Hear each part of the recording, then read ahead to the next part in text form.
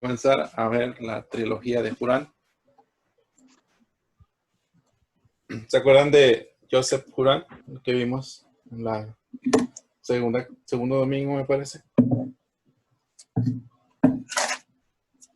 Esta es una trilogía propuesta por él.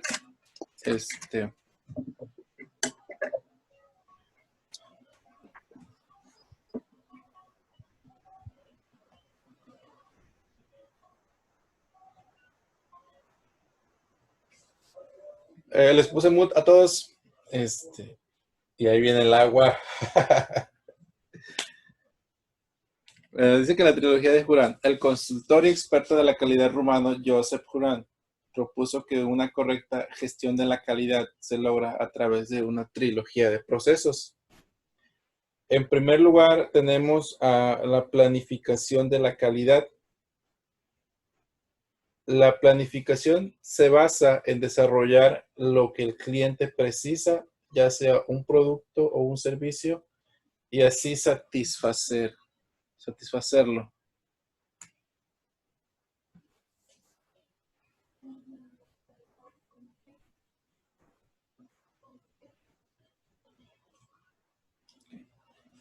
En segundo lugar, el control de calidad, que es quien suministra los estándares de calidad que se utilizarán para la inspección. Y por último, mejora de la calidad. Generalmente nace de la detección de errores. Hallar errores y conocer su origen nos permite encontrar una oportunidad de mejorar el proceso. La trilogía de Juran hoy es una marca registrada y uno de los legados más importantes de su influyente obra. ¿Se alcanzan a observar la imagen?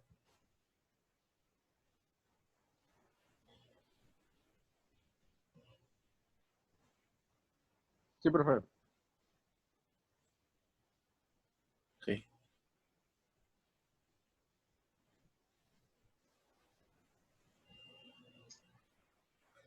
Aquí tenemos en la imagen la trilogía de Juran. Primero tenemos la planificación, en la que en el ejemplo que vemos aquí tenemos el coste de la mala calidad contra el presupuesto de la operación.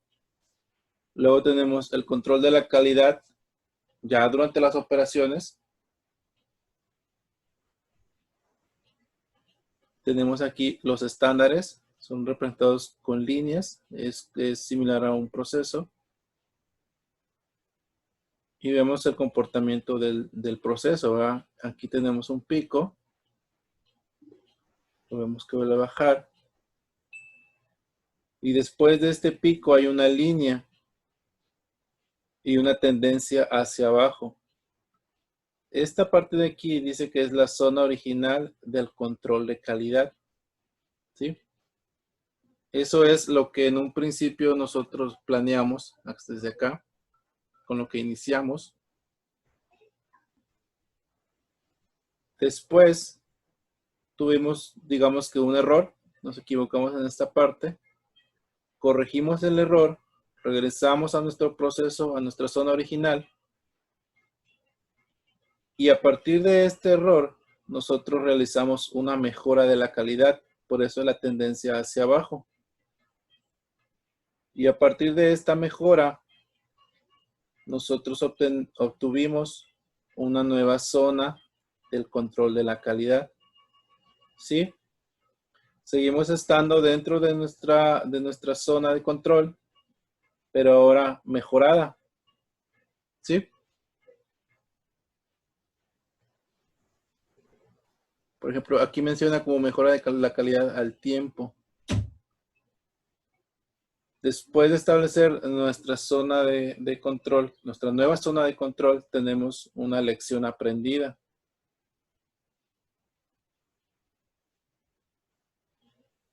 Y después de la lección aprendida, volvemos a la planificación de la calidad.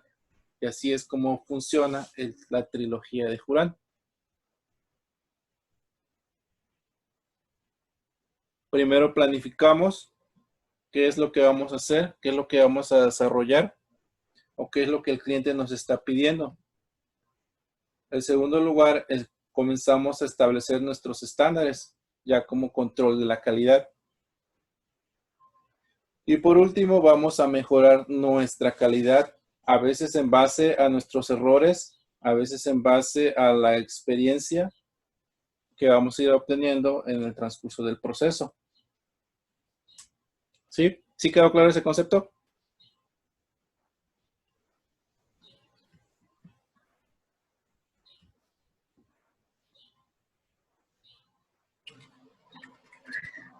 ¿Sí quedó claro? Sí. Sí, profe.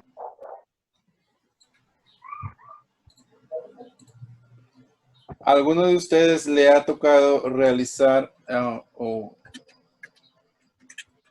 observar el comportamiento de la trilogía de Jurán? Yo digo que es más, yo digo que sí, a todos con los que trabajan máquina algunos le ha tocado, porque siempre pasa que cuando pasa más cuando hay un modelo nuevo, que según tienen un estándar, empiezan a correrlo y como no han corrido el modelo, no se sabe qué problemas puede producir al momento de fabricarlo. Y esa base de esos errores es como modifican el estándar para producir ese tipo de modelo, porque no todos cambian. Muy bien. Sí, así es como funciona la trilogía. Y ese es el procedimiento.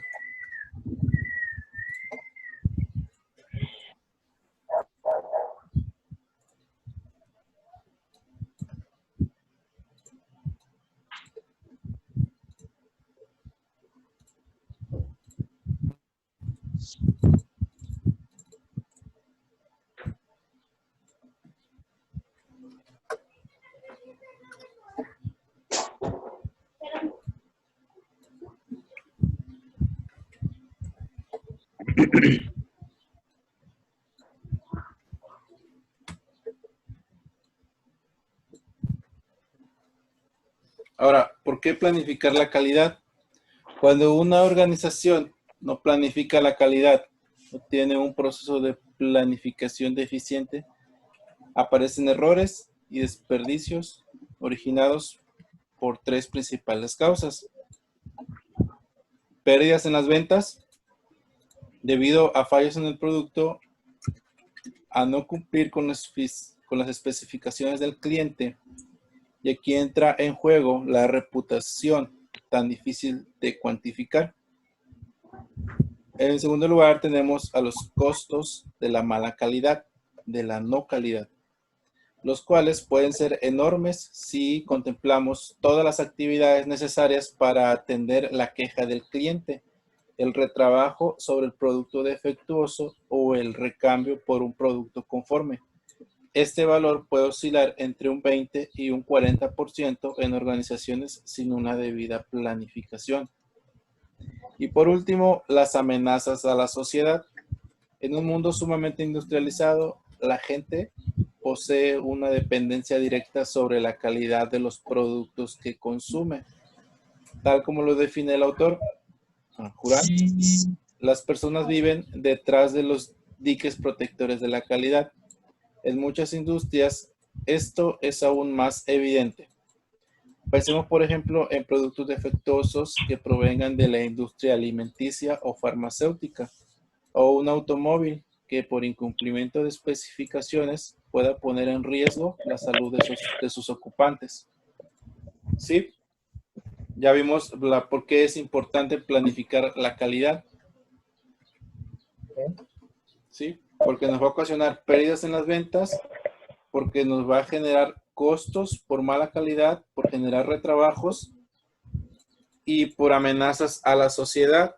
En caso de que nosotros trabajemos en una industria automotriz y no cumplamos con los estándares de calidad, podemos poner en riesgo vidas, ¿verdad?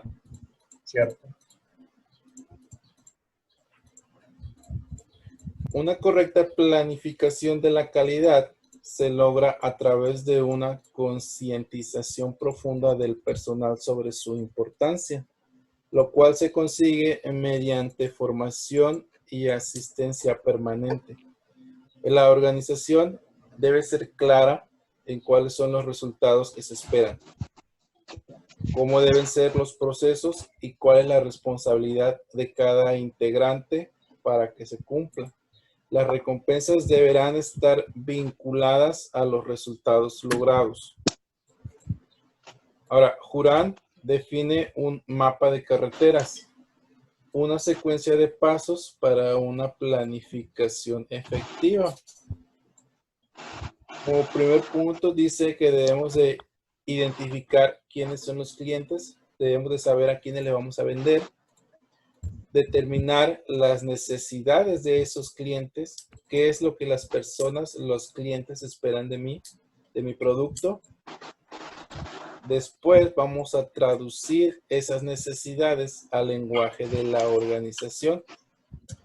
¿Cómo vamos a cubrir las necesidades del cliente?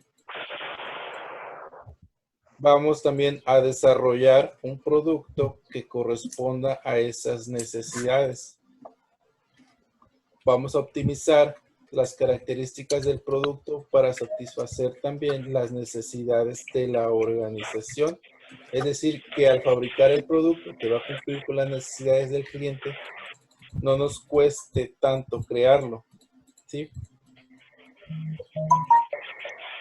Desarrollar los procesos necesarios para tal fin. Optimizar los procesos. Demostrar que el proceso puede producir el producto bajo las condiciones operativas. Transferir el proceso a las fuerzas operativas. Y por último, satisfacer las necesidades del cliente, que no es una tarea sencilla, solo por el hecho de que éstas van variando en forma dinámica e impredecible.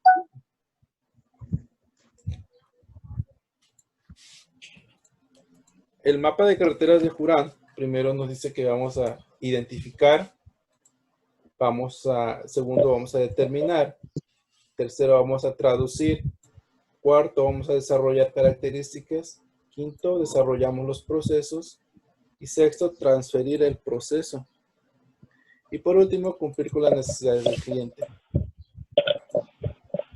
Por eso es necesario tener una buena planificación para poder saber qué es lo que el cliente espera de mí, cómo yo voy a cubrir esa necesidad del cliente, pero a la vez cómo yo voy a absorber ese costo que me va a generar crear ese producto. ¿Sí?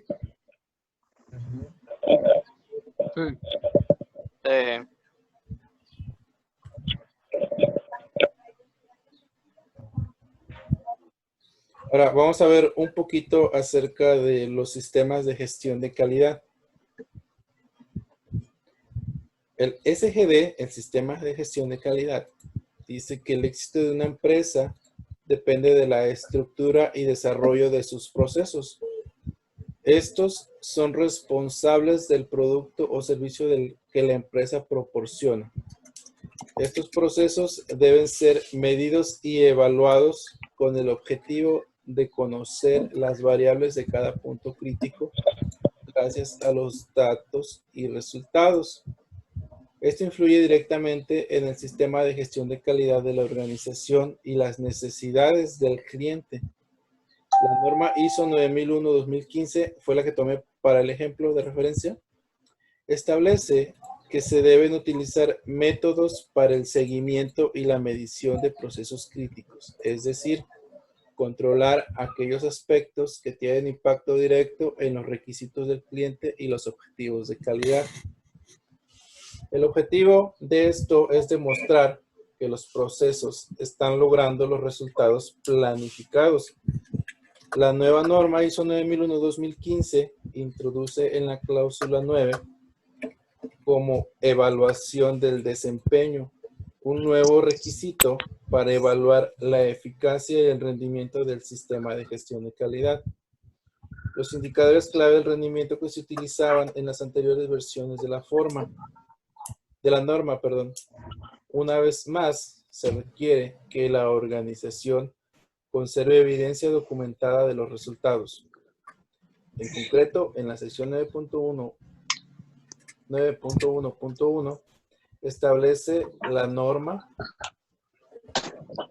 La organización debe evaluar el rendimiento y la efectividad del sistema de gestión de calidad.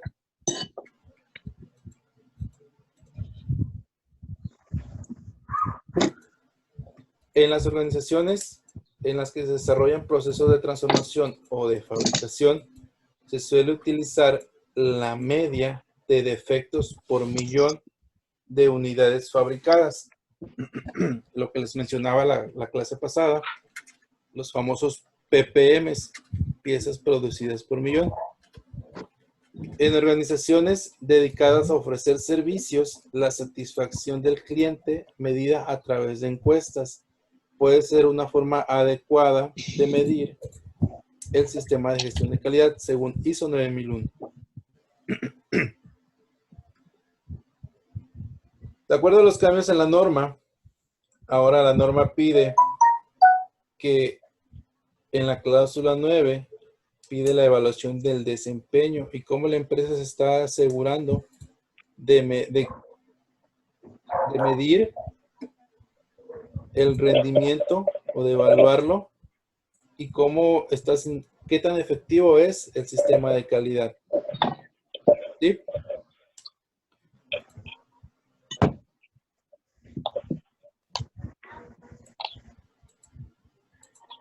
Por ejemplo, en sus trabajos, ¿ustedes han visto o saben cómo miden el desempeño del sistema? Bueno, en mi caso es que tienen una especie de diagrama que mediante los reportes que se hagan de producción, reportes de mantenimiento, reportes de piezas buenas y de scrap, toman en cuenta cuánta factibilidad tiene cada línea y de ahí pueden sacar un balance para darse cuenta de si la línea, mediante los procesos que está siguiendo, es buena o es mala o en qué se puede mejorar. Ok.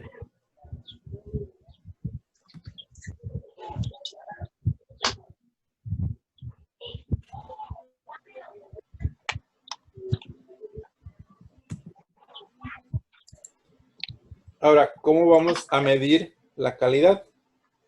La evolución del concepto de calidad en la industria y en los servicios nos muestra que pasamos de una etapa donde la calidad solamente se refería al control final para separar los productos malos de los productos buenos, a una etapa de control de la calidad en el proceso, con el lema: la calidad no se controla, se fabrica.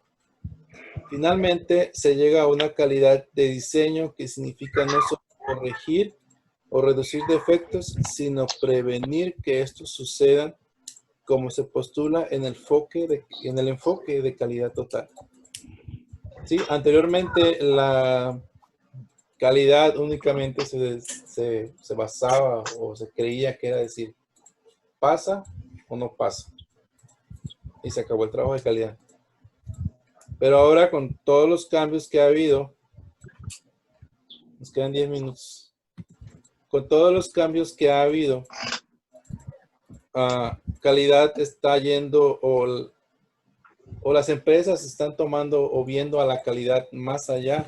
Lo están viendo como una herramienta para mejorar los procesos, para mejorar el producto. ¿Sí? Y aquí en esta imagen hay algunos ejemplos de herramientas de cómo medimos la calidad. Por ejemplo, lluvias de ideas, encuestas, entrevistas, diagrama de flujo, matriz de selección de problemas, etc. La aplicación de estos instrumentos o herramientas correctamente y utilizando un método estandarizado de solución de problemas, pueden ser capaces de resolver hasta el 95% de los problemas. En la práctica, estas herramientas requieren ser completadas con otras técnicas cualitativas y no cuantitativas, como las que les acabo de mencionar.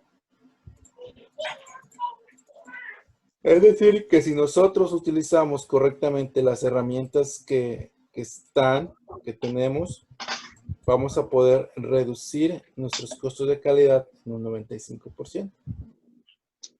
¿Sí? Ahora, es posible resolver la mayor parte de problemas de calidad con el uso combinado de estas herramientas en cualquier proceso. Las 7 herramientas, ¿se acuerdan de las 7 herramientas de la semana pasada?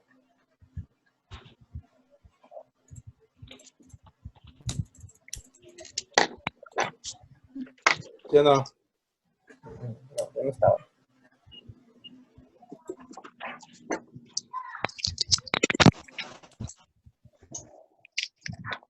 Las 7 herramientas de calidad sirven para detectar problemas, delimitar el área problemática, estimar factores que probablemente provoquen el problema, determinar si el efecto tomado como problema es verdadero o no, prevenir errores debido a omisión, rapidez o descuido, confirmar los efectos de mejora y detectar desfases.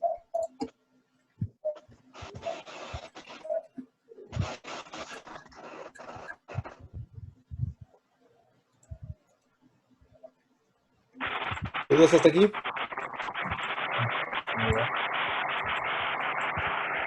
No, profe. Está sencillo, ¿verdad? Sí. Así es. Otra de las herramientas de calidad es una que se llama diseño de experimentos, o abreviado UNDOE. La metodología de diseño de experimentos es una herramienta estadística para la mejora de la calidad usada frecuentemente en proyectos de Six Sigma. ¿Han escuchado el Six Sigma? Sigma. Esta metodología sirve para diseñar las condiciones ideales de un producto, proceso o servicio para que cumpla con nuestras expectativas usando el mínimo número de experimentos o pruebas. DOE es muy útil cuando tenemos entre manos un producto complicado cuyo resultado puede depender de una gran cantidad de variables que no controlamos y que debemos ajustar para optimizarlo. El diseño de experimentos es un método de trabajo empleado por entidades de todos los sectores para conocer cómo funciona un proceso, para estudiar las variables que lo afectan y empleando herramientas estadísticas, obtener información necesaria para su mejora. Pero en muchos casos, cuando nos enfrentamos al estudio de un proceso en concreto, no sabemos por dónde empezar. Por este motivo, es necesario conocer las etapas a seguir para que el DOE sea lo más sencillo posible y nos dé la respuesta a lo que queremos conocer. Okay. Primero, el diseño de experimentos es una herramienta muy larga. Únicamente vamos a verla rápidamente, porque dentro de diseño de experimentos usamos modelos matemáticos, necesitamos un software llamado Minitab. Entonces, sí, nada más les voy a ir explicando la teoría de cómo funciona el diseño de experimentos. Establecer claramente el objetivo que se pretende conseguir con el diseño de experimentos. Ese es uno de los primeros puntos. Dice que una de las grandes ventajas del DOE y que hace que su uso sea tan popular es la posibilidad de estudiar un amplio espectro de procesos y obtener respuestas a distintos tipos de cuestiones, pero siempre debemos formularnos las preguntas que esperamos responder antes de comenzar. Por ejemplo, podemos empezar el DOE para elegir entre distintas alternativas. ¿Qué materia prima es más óptima? ¿Qué envase funciona mejor? ¿Qué proveedor es más adecuado para nuestras necesidades? En otros casos, lo que queremos saber es que resulta crítico en el proceso de estudio. Obviamente son muchas las variables que afectan al resultado final de nuestra actividad, manufactura, análisis, calibración, etc. Pero no todas tienen el mismo peso. Por eso, un objetivo del DOE puede ser conocer cómo afectan los cambios al proceso y, por lo tanto, qué margen de variabilidad nos podemos permitir. ¿Sí? Antes de comenzar a usar el DOE, necesitamos tener bien claro cuál es el objetivo del experimento, qué es lo que queremos saber. Y el DOE lo vamos a utilizar cuando querramos analizar una falla que tenga múltiples defectos, que no sabemos por dónde comenzar, podemos usar un DOE. Porque en el DOE podemos abarcar muchos factores. ¿Sí? Es que para eso se usa el Minitab, ¿no, profe? Sí. Porque ahí puedes hacer gráficas y estadísticas. Ajá, Minitab es una herramienta estadística y muy útil para este tipo de experimentos. Definir las variables que afectan el proceso. Es similar a lo que se hace con el diagrama de pescado. Cuando hablamos de variables asociadas en el proceso, nos referimos tanto a factores inputs, factores de entradas, como a respuestas, outputs, que son las salidas.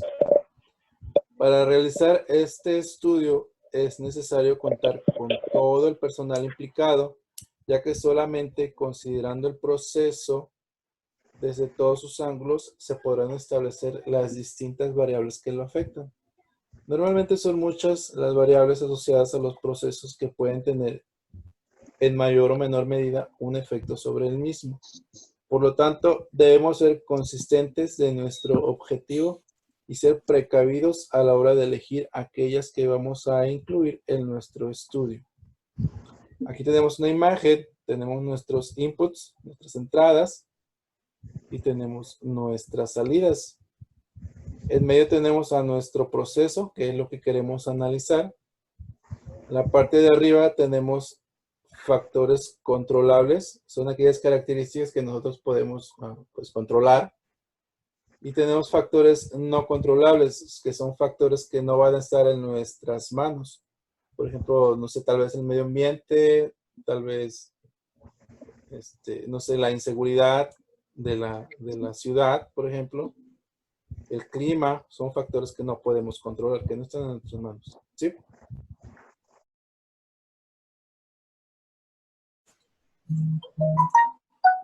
Es una herramienta muy extensa que no la acabamos de ver en 2 horas. Entonces, por eso únicamente les di la teoría sobre el DOE.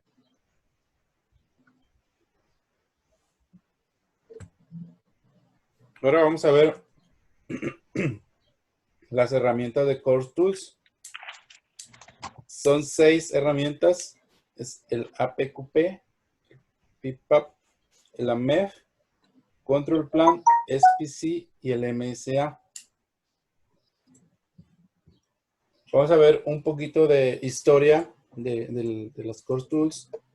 En 1982, Chrysler, Ford y General Motors fundan la AIAG, Automotive Industry Action Group, el grupo de acción de la industria automotriz, con el fin de proporcionar un foro para cooperar con el desarrollo de las soluciones que benefician a la industria automotriz.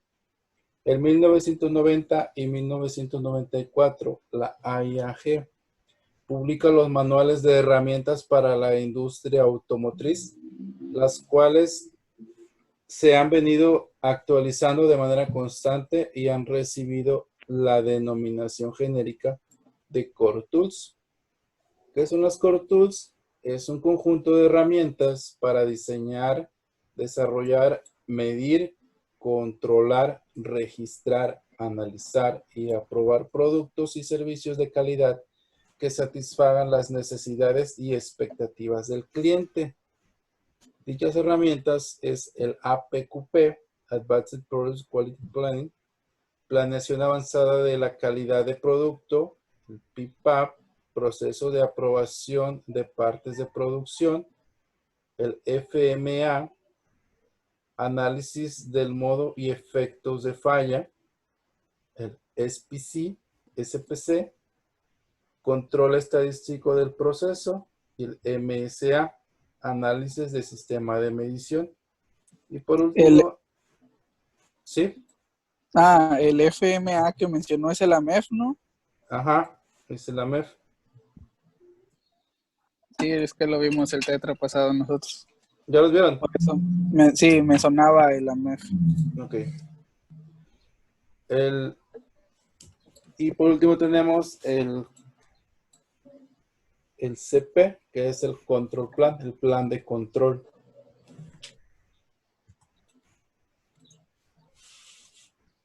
El APQP, la planeación avanzada de la calidad del producto, es un proceso básico del sistema de gestión de la calidad cuyo propósito fundamental es asegurar que antes de entregar por primera vez un producto al cliente se haya seguido todos los pasos necesarios y se hayan establecido los controles para proporcionar un producto de calidad a tiempo y al más bajo costo.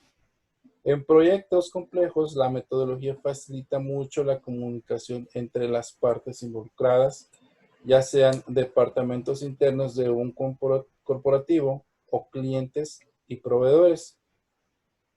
Las Core Tools nacieron de la industria automotriz y la AIAG es una serie de manuales similares a las normas de ISO. Las normas de ISO están diseñadas o enfocadas a servicios o a empresas que se dedican a la manufactura de partes. Y las normas AIAG están enfocadas a la industria automotriz. Pero como las Core Tools son herramientas que pueden adaptarse, el sistema de ISO las acepta y también son aplicadas en algunas empresas que se dedican a la manufactura. Y son usadas en la implementación de nuevos productos o en el diseño también de nuevos productos. ¿Sí? Todas van juntas. En el APQP dice que son 5 fases. Primero hay que planear, después vamos a desarrollar el producto, desarrollamos el producto y enseguida desarrollamos el proceso. Después de desarrollar el proceso, vamos a validar el producto y el proceso, que son las muestras. Y por último, ya vamos a dedicarnos a la producción en serie. ¿Sí? Cada que llega un producto nuevo a nuestra empresa, tenemos que abrir un APQP. Y en el APQP va a ser como nuestra Biblia, con lo que nosotros vamos a validar nuestros nuevos productos.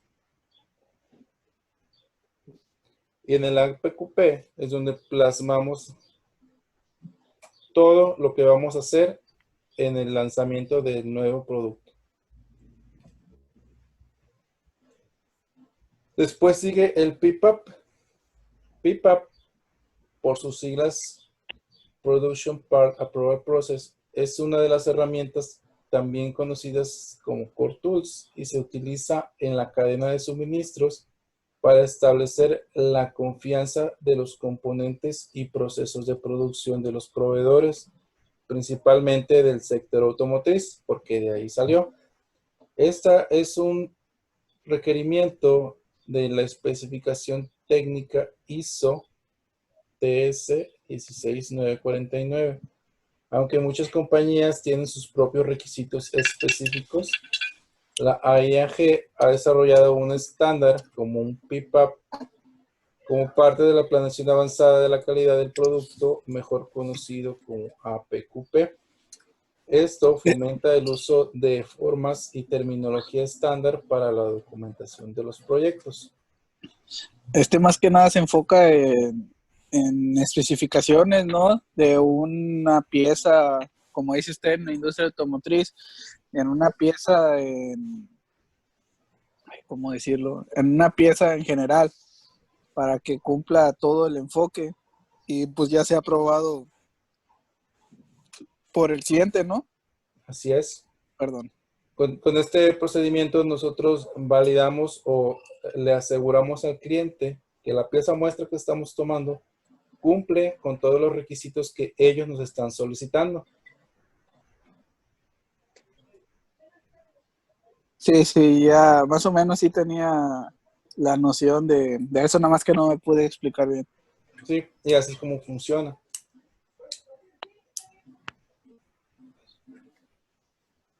El PPAP cuenta con 18 elementos. Que son... El PPAP cuenta con 18 elementos que son los registros de los diseños. Al PPAP se le debe adjuntar una copia del dibujo. Si el cliente es responsable de este diseño, una copia del plano que se envía junto con la orden de compra. Debe de contar con la autorización del cambio de ingeniería, con la aprobación de ingeniería, el DFMA, que es los modos de falla, pero enfocados en el diseño. Revisado y firmado por el proveedor y el cliente. Debe de contar también con los diagramas de flujo de proceso. Debe de contar con el AMEF. También que es un formulario que resume todo el paquete PIPAP.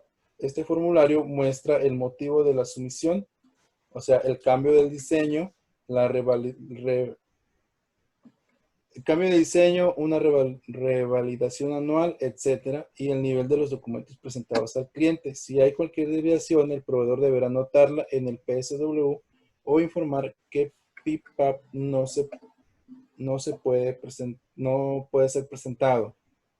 El PIPAP va a contener la información de nuestra primera pieza de inspección, adjuntándole también varios documentos como los modos de falla del diseño, los modos de falla del proceso, diagramas de flujo, copia de los dibujos y copia de si hay algún cambio. ¿Sí? También debe de contener registros de materiales y pruebas, un resumen, estudios iniciales del proceso. Por lo general, esta sección muestra todos los gráficos estadísticos de control de proceso que afectan a las características más importantes del producto. Documentación del laboratorio calificado, copia de todas las certificaciones del laboratorio donde se realizan las pruebas reportadas, reportes de aprobación de apariencia, piezas muestra, una muestra de lote de la producción inicial, una pieza maestra, una muestra firmada por el cliente, lo que mencionaba su compañero, ayudas de verificación, las famosas ayudas visuales que vamos a implementar en los procesos, los requisitos del cliente. Si el cliente nos está pidiendo que validemos cierta característica, debemos agregarlo. Y el PSW, creo que se está repetido. ¿Sí? Ahora, el FMA es una metodología utilizada durante el desarrollo del producto y del proceso APQP para asegurar que se han considerado los problemas que potencialmente se pueden presentar y que pueden afectar al producto a su desempeño. Existen dos tipos de AMEF. El AMEF de diseño, que es DFMEA, y el AMEF de proceso, PFMA. FMEA. ¿Sí? Aquí en la imagen tengo un ejemplo. Tiene una columna. No es la imagen oficial, porque la imagen oficial contiene con encabezados que lleven el nombre de la ingeniería, el representante de calidad, el cliente, cuál es el proceso, cuál es el producto, la fecha, el número de control. Y aquí en este ejemplo vamos a ver que tiene 5 líneas, 6, perdón. Dice función del proceso, la etapa es cortar la falla potencial. Aquí menciona en la línea 1 como falla potencial cortar un área menor a la especificada. ¿Cuál va a ser el efecto potencial de esa falla? Va a ser que no se puede armar el bolsillo en las dimensiones correctas. ¿Cuál va a ser mi severidad? ¿Qué tanto me va a afectar? Le asignaron un 6.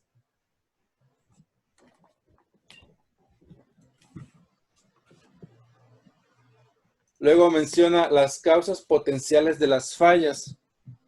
Dice que es falta de pericia del operador, moldes imperfectos, instrumentos de corte defectuosos. ¿Cuál es la ocurrencia? Se le asignó el número 4. El control actual del proceso, con que voy a controlar esas causas. Dice que con una inspección simultánea con la operación. Y mi nivel de detección es 3. El RPN es el resultado de multiplicar la severidad por la ocurrencia por la detección y me da un total de 72. Si ustedes observan, está en color rojo. ¿Sí ven mi cursor? Sí. Y luego viene una columna de acciones recomendadas. Dice que van a establecer un protocolo de revisión de moldes y capacitar al operario. Y se asigna un responsable. De esto me comentan que ya lo habían visto en la clase pasada, ¿verdad? Sí, el análisis de fallas. Ajá, ya lo habían visto. Sí, lo vimos porque hicimos una pequeña empresa y tuvimos que ver un poco acerca de esa herramienta, perdón. Y ya vimos los posibles riesgos que nos afectaban. También hace 2 tetras, creo, si no, sí fue hace 2 tetras, tuvimos una línea de producción y también se ocupó. Ok, entonces en este punto no hay ningún problema, ¿va? ¿Se queda claro? No, creo que la parte de nosotros no sé la otra escuela.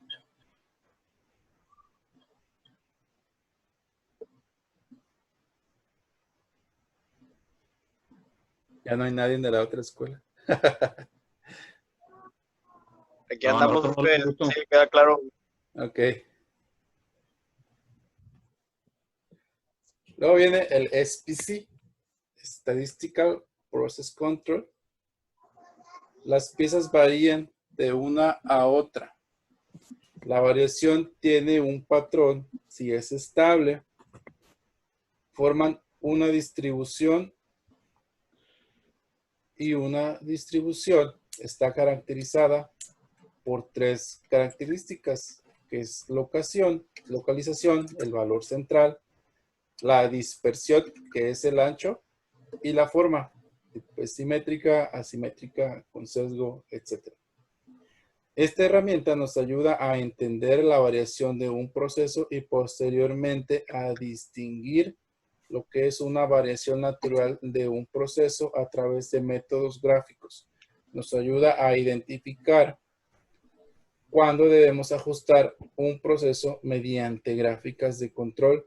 Adicionalmente nos ayuda a medir capacidades de procesos para el cumplimiento de las especificaciones. Ahí la definición de control dice que es mantener algún tipo de situación dentro de sus fronteras, que es estadístico con la ayuda de números o datos, y que es un proceso, combinación de gente, equipo, materiales, documentos, método y medio ambiente. ¿Sí? Y aquí tenemos abajo en la imagen un ejemplo de un gráfico de control. Los gráficos de control aplican para cada característica del proceso. Por ejemplo, si yo quiero medir altura, voy a tener un gráfico de control para altura con sus respectivas especificaciones. Si yo quiero medir un diámetro externo, también tengo que tener un gráfico de control para ese diámetro externo. ¿Sí? Es similar a las gráficas que vimos la semana pasada. ¿Sí? Sí.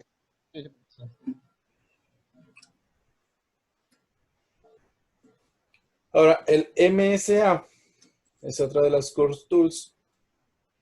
Es una herramienta que nos ayuda a disminuir riesgos al momento de tomar una decisión con respecto a una medición de una parte o proceso. Mediante métodos estadísticos podemos definir si el sistema de medición es adecuado para evaluar las características que se están midiendo. El concepto básico del MSA es la calidad de las mediciones, que son las propiedades estadísticas de mediciones múltiples obtenidas de un sistema de medición operando en condiciones estables.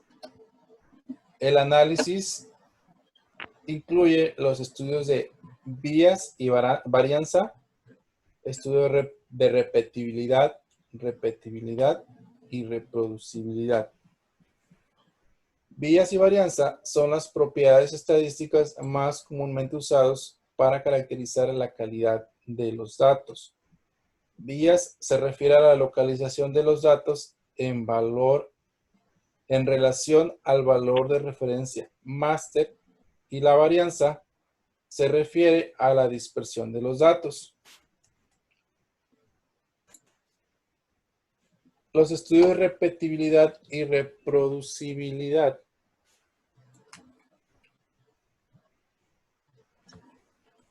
Gauge RR. ¿Sí han escuchado los Gauge RR? No. ¿No? No, yo no. No, yo tampoco, no me suena. Bueno, los estudios de repetibilidad y reproducibilidad RR es una estimación combinada de la repetibilidad y reproducibilidad del sistema de medición. Es una medición de la capacidad del sistema dependiendo del método usado. Puede o no incluir efectos del tiempo. Se aceptan 3 métodos para desarrollar el GRR: rango, promedios y rango, y el método ANOVA. La repetibilidad es la variación en las mediciones obtenidas con un instrumento de medición cuando se usa varias veces por un mismo evaluador, midiendo la misma característica en la misma parte. Se hace referencia a ella como la variación del equipo, capacidad o potencial del instrumento o variación propia del sistema. La reproducibilidad es la variación en el promedio de mediciones hechas por diferentes evaluadores usando el mismo equipo de medición en la misma característica en la misma parte. Para calificación de productos de proceso, el error puede provenir del evaluador, del medio ambiente o del método. Se hace referencia a ella como variación del evaluador. Una vez que ya tengo definido mi PFMA, ya tengo mi PIPAP, ya tengo mis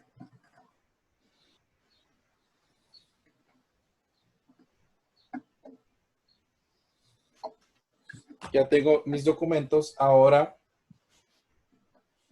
lo que voy a hacer con el MSA va a ser generar la confianza de las mediciones.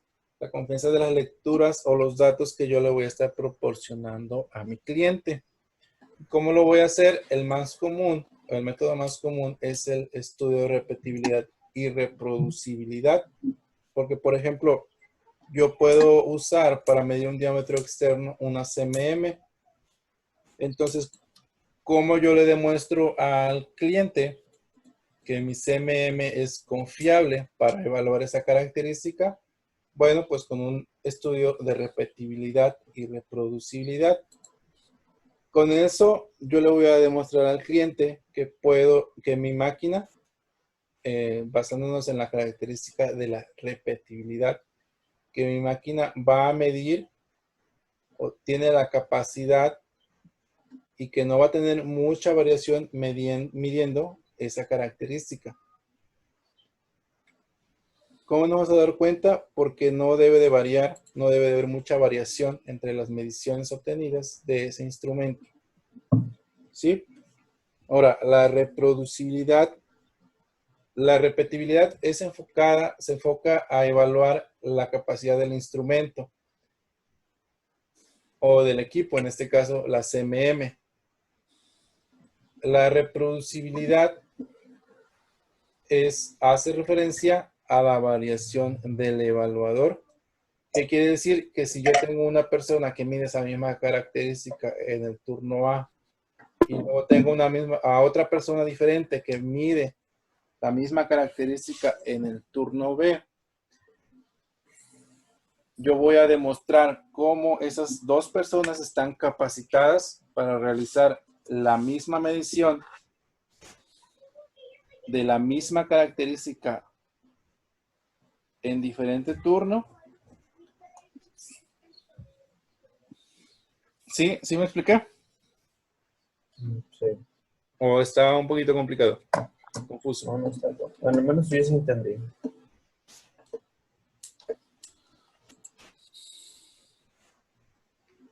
¿Los demás? Sí, a mí sí me quedó claro también.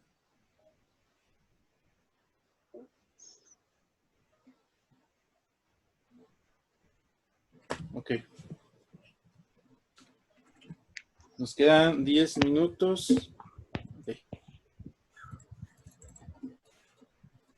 Ahora, el control plan, también conocido en inglés como control plan, es una metodología documentada en el manual del APQP para ayudar a la manufactura de productos de calidad de acuerdo a los requerimientos del cliente. Esta metodología proporciona un enfoque estructurado para el diseño, selección e implementación de los métodos de control con valor agregado para el sistema total. Es una descripción escrita y resumida de los sistemas usados para minimizar la variación del producto y del proceso en cada etapa del mismo y que incluye las inspecciones de recibo, las áreas de materiales en proceso y material en salida. Proporciona una descripción escrita resumida de los sistemas utilizados para minimizar la variación en los procesos de producción. Los principales beneficios del control plan es reducción de la variación y los desperdicios, mejora la calidad de los procesos, identificación de las características del producto y proceso y los métodos de control para las fuentes de variación, variables de entrada, que causan variación en las características del producto, variables de salida. Contribuyen a la satisfacción del cliente al enfocarse en las características del producto y del proceso que son importantes. Asegura la comunicación entre las áreas de planeación, implementación y control. Aquí el PFMA va de la mano con el control plan. A pesar de que son dos documentos diferentes, tienen que ir juntos porque el PFMA se basa en defectos o fallas potenciales que podemos encontrar dentro de nuestro proceso o a nuestro producto, y el control plan se basa en o dice ¿cómo nosotros vamos a controlar esos defectos? ¿Sí? ¿Qué equipo de medición vamos a usar? ¿Qué método vamos a implementar? No implementar. ¿Qué método vamos a usar también para controlar esa falla que estamos nosotros mencionando en el PFMA? Por ejemplo, si en el PFMA yo digo que la cortadora me hace una falla potencial en el diámetro externo, por ejemplo, entonces en el control plan yo debo de mencionar cómo voy a controlar o cómo voy a medir esa característica de la cortadora. No sé, por ejemplo, puedo poner que en mi control plan que yo voy a usar un indicador digital para medir esa característica y mantenerla en control. ¿Sí? En el control plan también menciona el tamaño de la muestra.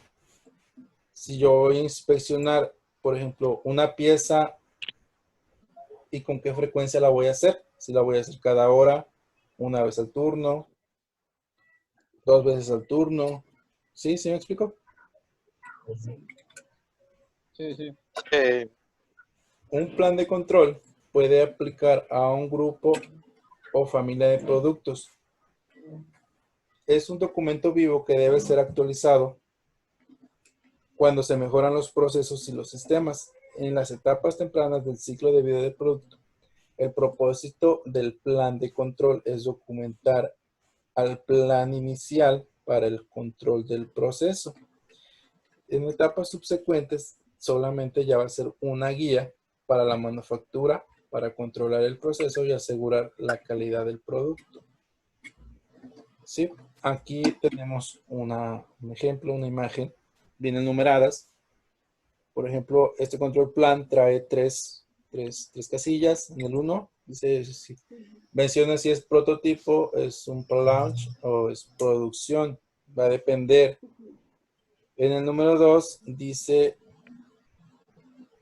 control plan number. Debemos asignarle un número de control a este control plan. Es un documento vivo dentro de nuestra organización.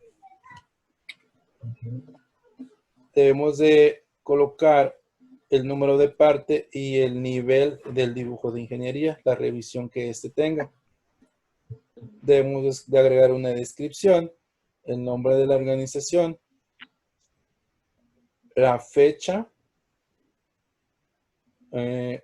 dice key contact, un documento, un contacto clave. Debemos agregar un equipo. Este documento también se llena en equipo.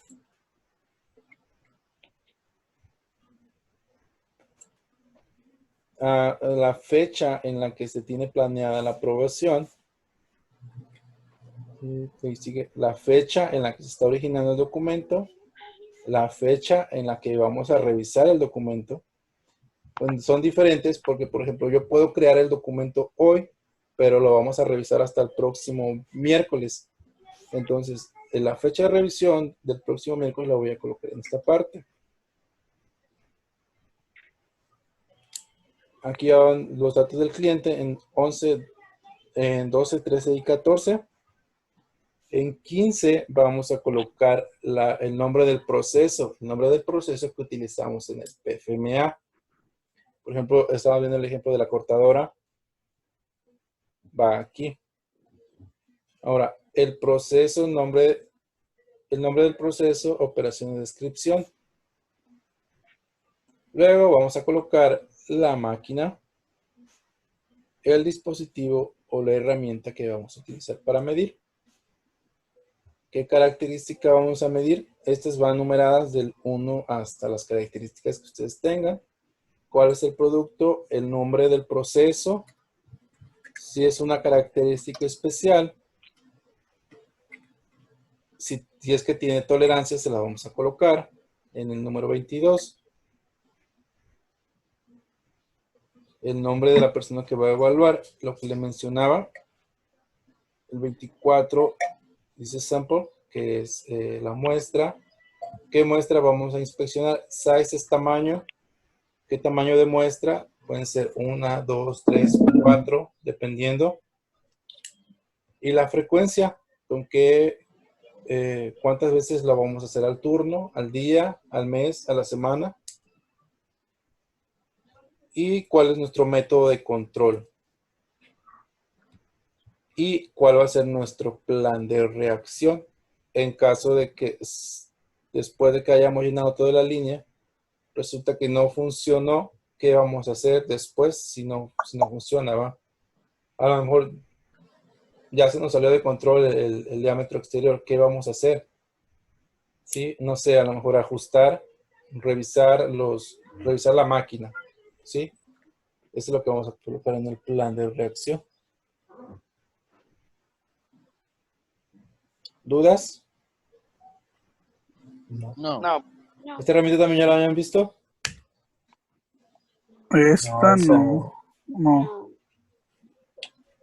Bueno, entonces esta la vamos a utilizar para controlar las características que coloquemos en el PFMA. Así, en resumidas cuentas. En resumen, las Core Tools son herramientas que apoyan al sistema de gestión de calidad, aunque nacieron en el sector automotriz, al día de hoy tienen un amplio campo de aplicación.